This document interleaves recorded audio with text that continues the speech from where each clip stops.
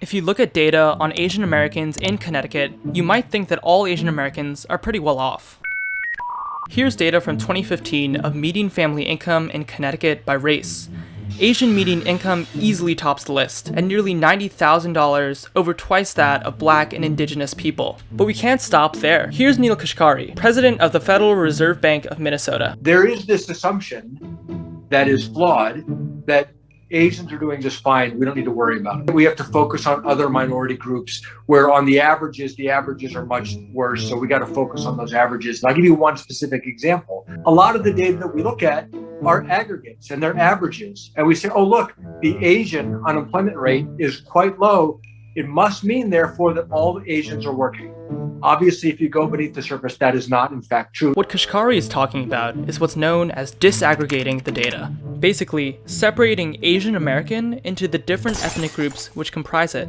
The main argument for it is so that policymakers have a better understanding of the problems which continue to pervade different ethnic groups within the Asian American diaspora. Let's look more closely at median family income in Connecticut for Asians. When we disaggregate the data by ethnic group, what we see is striking. While Filipinos, Indians, and Thai people have median incomes upwards of $100,000, Bangladeshis have a median income close to half that number. Vietnamese people and Sri Lankans aren't far ahead. These disparities are prevalent in pretty much every economic indicator: poverty rates, health insurance, public assistance enrollment, home ownership, you name it.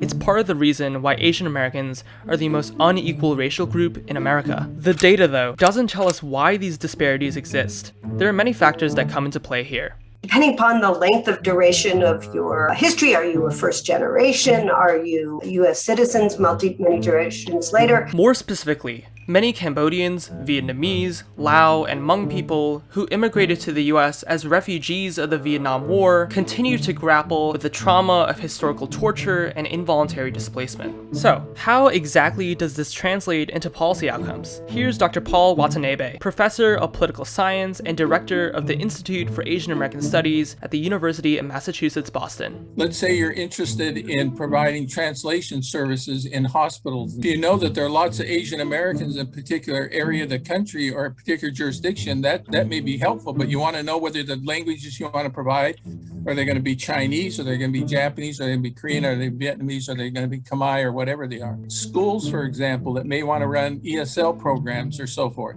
It helps to know that you're Asian Americans in a particular school district, but it helps to also know whether they're Vietnamese or Chinese. You got to know where to hire teachers that teach Vietnamese or Chinese. Those are the sorts of things in a very practical way, it seems to me. You're going to want to know disaggregated data.